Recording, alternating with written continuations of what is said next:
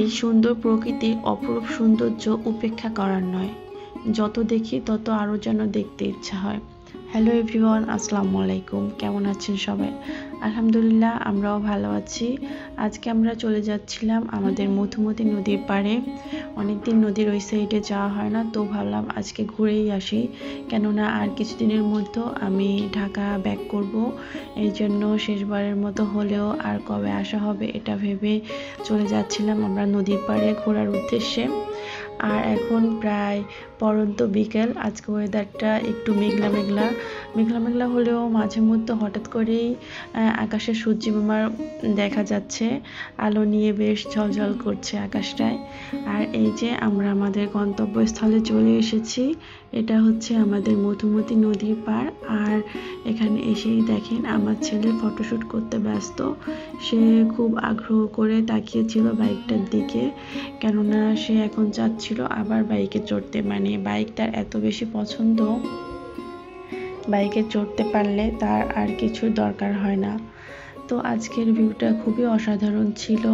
নদীর পাড়ে আসলে কেমন জানি মনটা একটা ভালো লাগার সৃষ্টি হয়। অনেক মন খারাপ নিয়ে আসলেও নদীর পাড়ে বা প্রকৃতির সান্নিধ্যে আসলে মনটা অনেক ভালো হয়ে যায় খুব দ্রুত। আর এদিকে দেখেন জমিতে পাকা ধান এখনো রয়ে গেছে, মানে কিছু কিছু ধান এখনো কাটা বাকি রয়ে গেছে। আর আজকের ওয়েদারটা জাস্ট ওয়াও ছিল, খুবই অসাধারণ। আমি তো বারবার তাকিয়ে আছিলাম আকাশের দিকে। আকাশটা এত পরিষ্কার ছিল, এত স্বচ্ছ। আর সেই সাথে নদীর পাড়ের আকাশ তো আরো সুন্দর। আরো যাই হোক, আকাশ দেখতে দেখতে আর একটা কথা বলে রাখি, এখন যেহেতু বর্ষাকাল আসেনি, তবুও বর্ষাকাল আসার আগেই দেখেন সব জায়গায় পানিতে টইটুম্বুর অবস্থা। এবার মনে হয় বৃষ্টি খুব বেশি পরিমাণে হবে। আর এই দেখেন পাকা ধানগুলা ঝরে অনেকটা পড়ে যাচ্ছে। জানি না চারপাশের সব জমিতে ধান কাটা শেষ, এটা কেন কাটা হয়নি।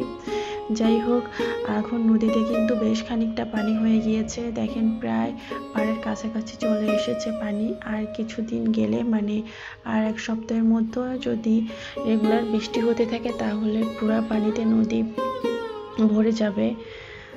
আর দেখেন এই দিকের আকাশটা কত সুন্দর। আসলে আকাশের কথা আর কি বলবো, ক্যামেরায় এতটা হয়তো বা ক্যাপচার করতে পারছি না, খালি চোখে বোঝা যায় না দেখলে যে আসলে কতটা সুন্দর।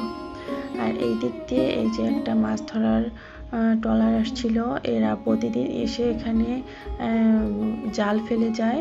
আর পরের দিন এসে বা একদিন দুই দিন পর এসে এই জালগুলা উঠিয়ে মাছ সংগ্রহ করে। তবে আমাদের মধুমতি নদীর এই পারে অনেক চিংড়ি মাছ পাওয়া যায়, মাশাআল্লাহ। ভিডিও কেমন লাগলো অবশ্যই কমেন্ট করে জানাবেন। আল্লাহ হাফেজ সবাইকে।